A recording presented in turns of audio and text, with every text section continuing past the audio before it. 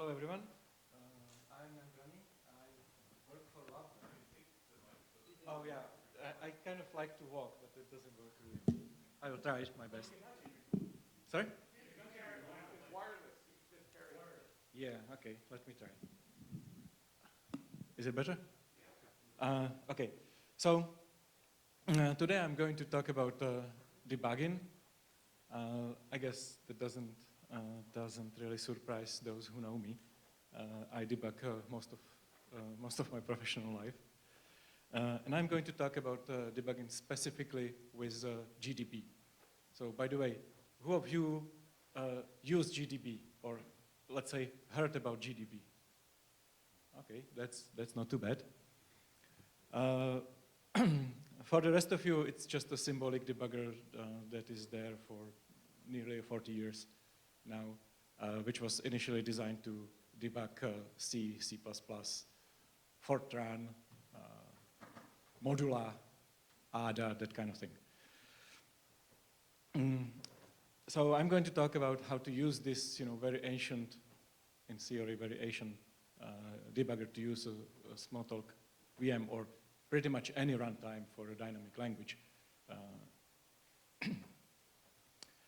So before we go to a demo showing you some of my latest development I did earlier this year to kind of better support the dynamic languages inside GDB, let me talk about it. Why GDB at all? Right? Because if you are familiar with the Open Smalltalk VM, you know that it's all in Smalltalk. So you have the Smalltalk image, the simulator image. By the way, this is not a screenshot of the simulation image. I couldn't find one, so that's just a generic Squeak screenshot. But they have this simulation, and Elliot, when he started to work on Coq, add this box simulation aliens, and we can generate a native code and simulate it in Smalltalk, and has all kind of tools and browsers, and it's a really nice development environment. So the question might be, why not using that, right? Or using the same approach? As much as I love it, my hacker self really loves that Elliot's approach to debug JIT, for example, and it's really neat trick. But it has a few issues that the GDB can bridge. One of the problem is that when you are debugging a running system, the whole Smalltalk environment, VM, it's not only JIT code that is executed, right? You have the VM that, let's say, most of the time is written C, C++, that sort of thing. And even if not, if you have this meta-circular thing that, AOT, the VM, like the Powerlang and Mist, and a few others, then still, at the end of the day, you might need to call FFI to, operating system to do graphics or, do some heavy computation, things like this. So you need to debug that. And, if you ever debug FFI, you have the problem that if you use, the low-level C debugger, then you don't really see what's happening in the Smalltalk, right? Because the debugger has no idea about the Smalltalk. So on the other hand, this is the GDB for which I'm advocating. But the problem is if you start debugging, for example, Squeak. This is a real screenshot from attaching GDB to Squeak. You see something like this, right? So it's just a bunch of numbers. The numbers are essentially completely nonsensical, right? Because, for example, where it is, yeah, this should be a program counter, right? And there is no way there is going to be instruction on address 4, like 0, 1, 2, 3, 4. That's just nonsense because the GDB doesn't really know, right? And these question marks, there's just, there is some code, but I don't know what the code is, so you have no idea what messages, what methods were executed. So that's why I perceived in a Smalltalk community that people don't want to touch GDB much because it was pretty much unusable. And this is why I say was, because as I said, the first release of GDB was 86.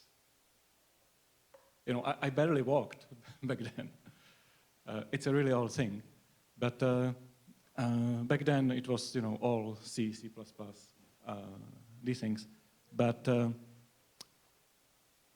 everyone in the community, in the GDB community, kind of understood that the world is moving towards dynamic languages.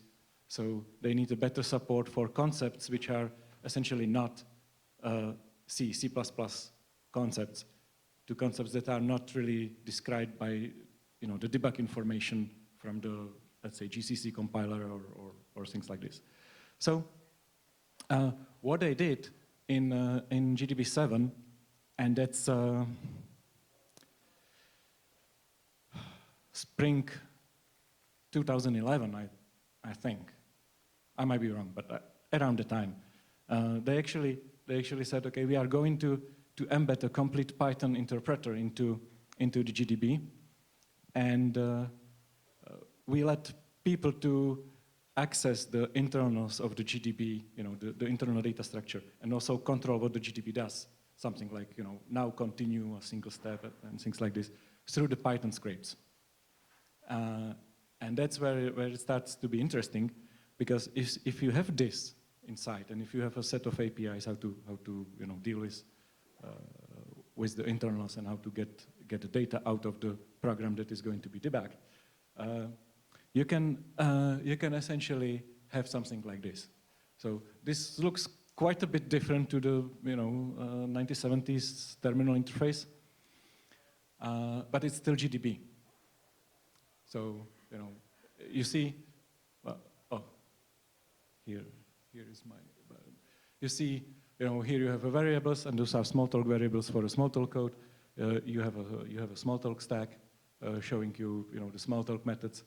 I mean, I made the font a bit bigger, so it's easy to read, but then there is not much there.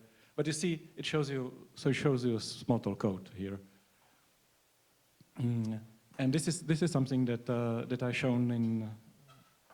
That's actually a screenshot from presentation I shown in Cagliari in 2018. So it was possible back then, and all the code that is required, or the extension to the code I had to do is now upstreamed in a GDB 12. So you can get something that is as nice as this.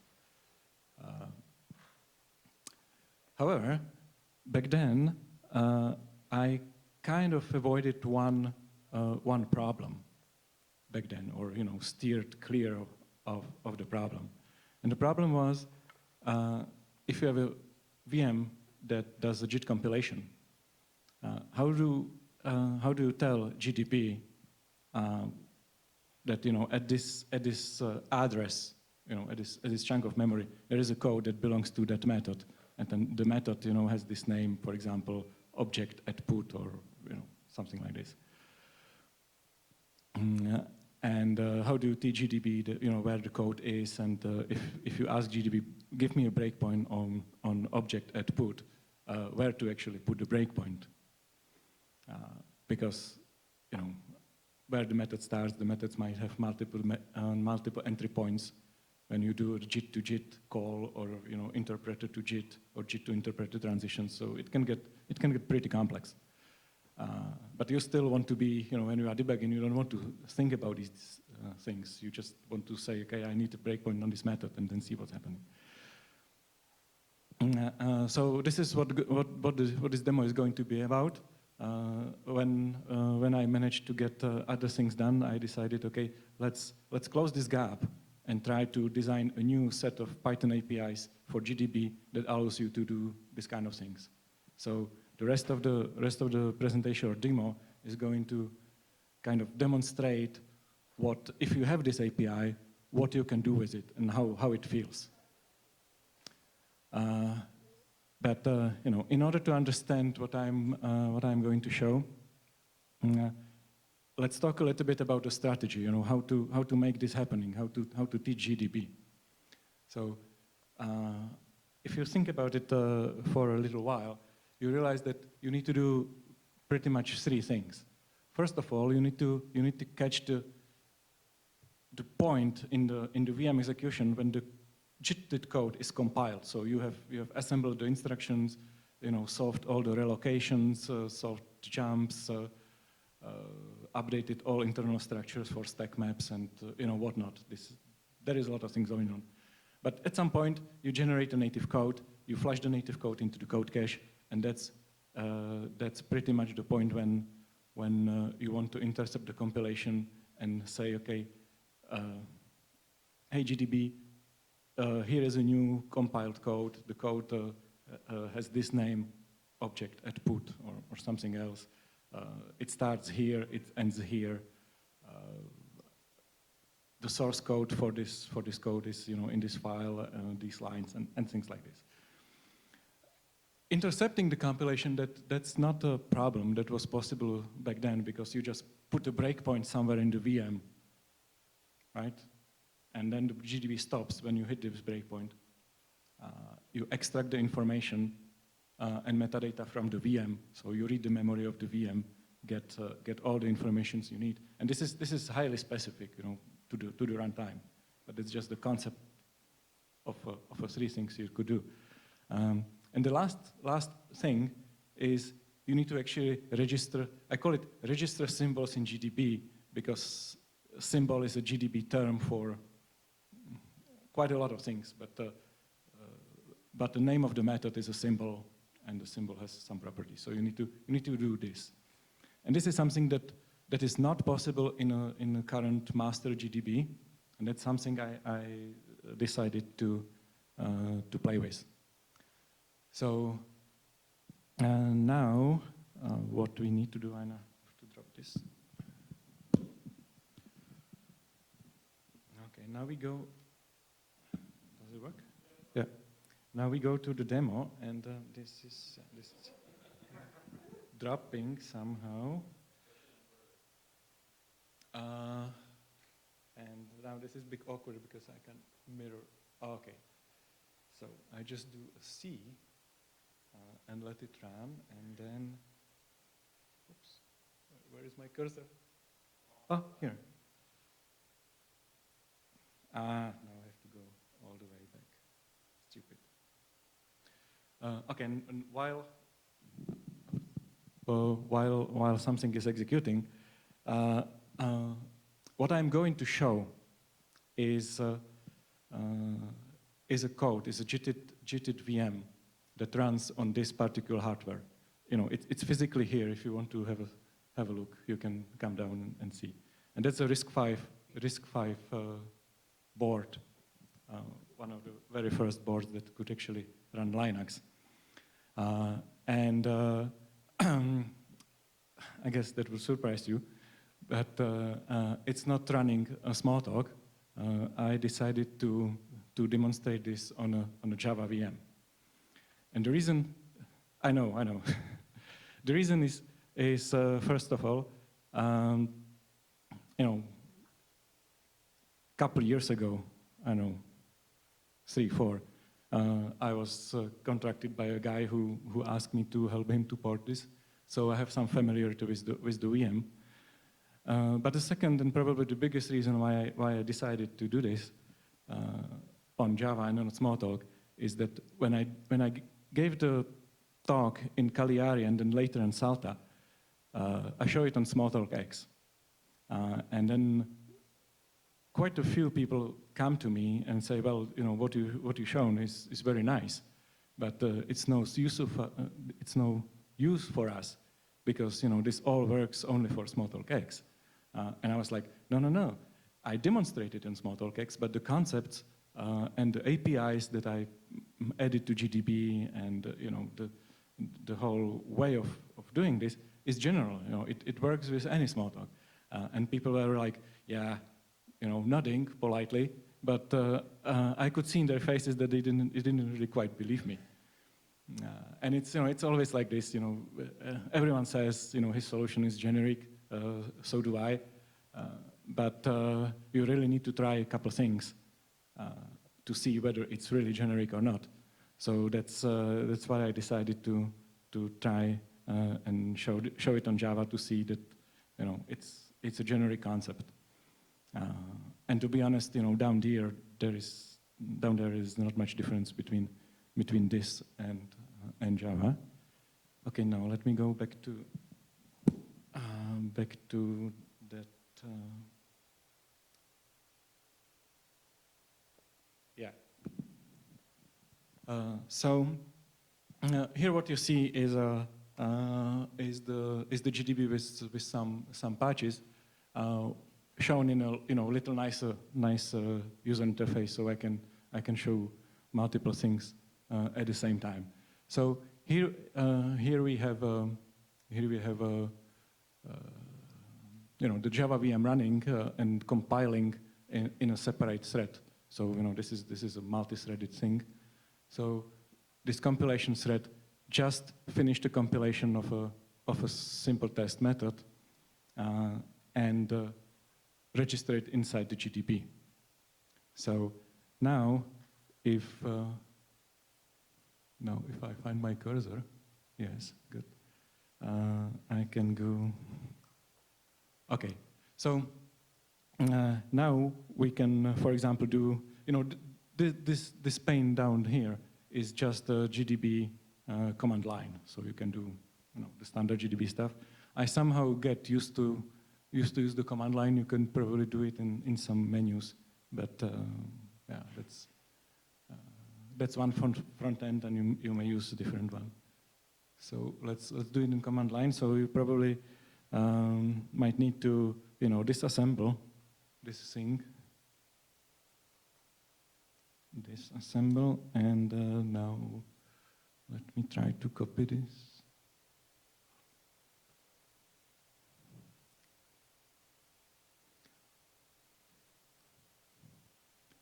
Okay, so you see, it gave you some disassembly, and what is the disassembly doesn't really matter that much. What I wanted to show is that now this is a JIT code. This is a code that is produced by the JIT compiler at the runtime, possibly with some optimizations.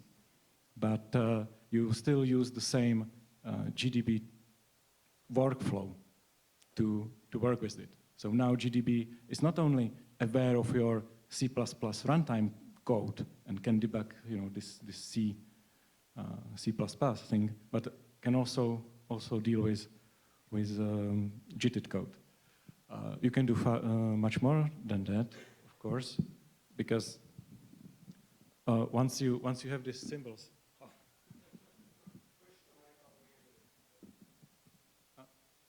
So once you have these symbols, you can do other things. You can, for example, put a breakpoint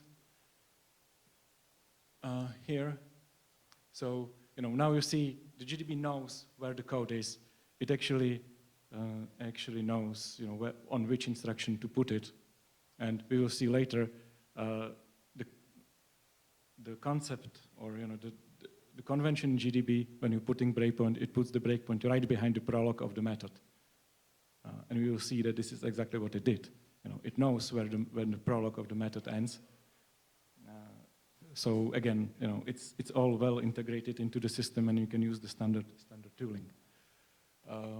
We can probably run to see, and here we hit the breakpoint. So you see, the breakpoint was installed. The breakpoint hit. The GDB knows in which file the source code is. It shows you, which line. So if we do, for example, like next, which is a single step to the next line of a code, it does it just fine, like it does for any other language, except this code was produced by the JIT compiler.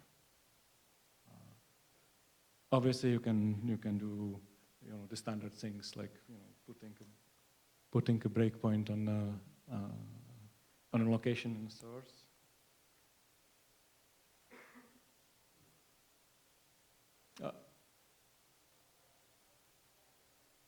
Okay, you see even the code completion works.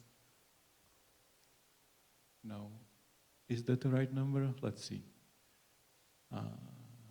Okay, so let's continue. Oh, we did. Let's disable the first breakpoint. I just want to hit the other breakpoint that is on a different location. Right. So what you see here, we put the breakpoint on a source code location, so the mapping between the instruction and source code is all there. But you can also see that now it knows how to unwind the stack, which is not as simple as you might think, because the JIT code quite often uses a different calling convention, which is specific to the runtime, so you need to do something about it. But you can, right? You can even see the disassembly, and for example here it knows that that the return is this code, so it shows you which source code is mapped to what instructions. The standard thing that GDB can do it normally, and could do for years, but now it can do it for the JIT code with a completely custom VM-specific compiler. Of course, you can do finish and finish. How I have to click in here. Yeah, things like this. Okay, so all this was just to demonstrate that with this API in place, and if you use it, you can get the same experience, and you can use absolutely the same workflow. You work with standard statically compiled code, and you can use the same thing for JIT code. And it's not only about the workflow, but it's also about the front ends, right? So the front end here is my custom front end, but I know that people quite like to use the Visual Studio, but because once you register the code, and we will get a little later how to do it, how that looks like. Once you register code in GDB, the front ends and the standard tooling just start to work with it, because once you do it, from the GDB point of view, there is no difference whether the code was from statically compiled shared object, or DLL, or JIT code. For GDB is just a symbol, and it just works, which to me is kind of important, because I don't have to learn and then put the breakpoints on addresses rather than symbolics and things. All right. Now let's get back. If I find my cursor again, and I have to click back then. Okay. So this is again just an illustration how difficult, or how much code it actually takes to register the code inside the GDB. So here what you do is essentially you implement this stop method, and you tell GDB to call this stop method whenever you hit the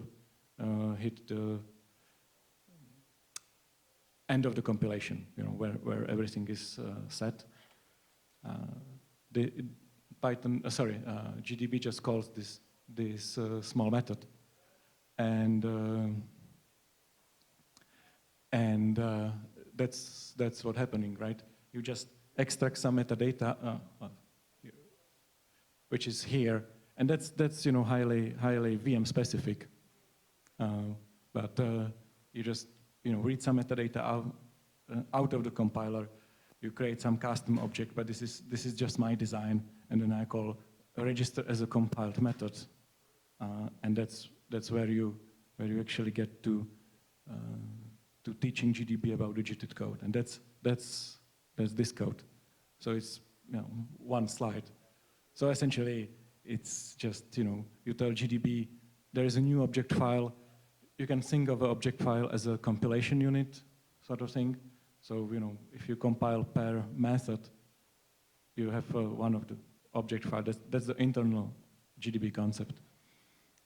You create a symbol table because you might have multiple different symbols there.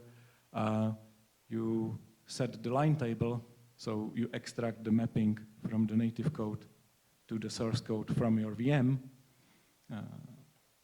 And then you add a block, which is the name of the function. The block starts here, ends here, and that's pretty much it. Right? So once you have this API, it's not that difficult. It's not that much work. Actually, the most of work is just to extract the information you need to tell GDB. And depending on the design of your runtime. So if your runtime is really simple or well designed with that kept in mind, it's just a little work. If it's not, it might be a little more complicated. But I did it for Java, and Java is a beast. So I hope you would agree that this is not that complex.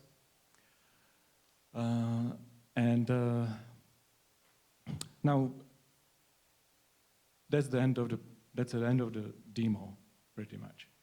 But what I wanted to, the message of this talk is really to show that the GDB is not, this scary thing that no one wants to touch because, it doesn't help you, and you need to learn, a lot of funny commands,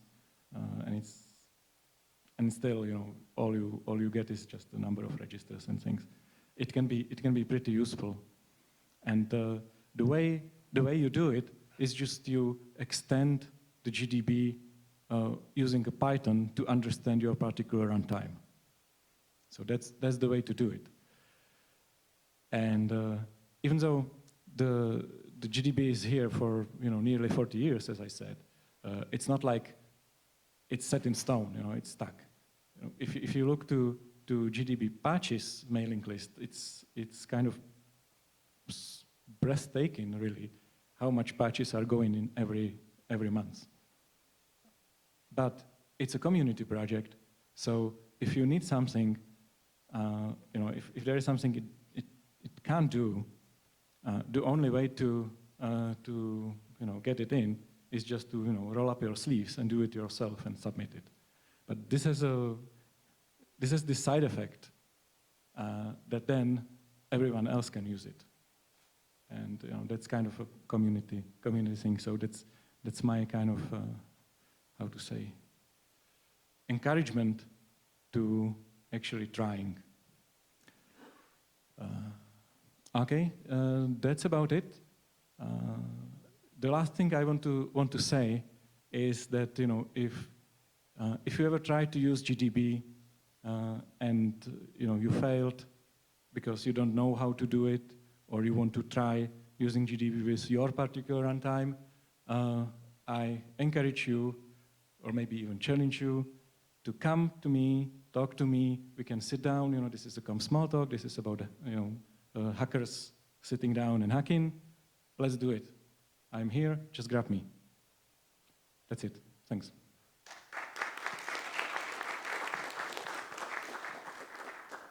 Okay, Dave. If you're using GDB to debug, I'll put my mask up.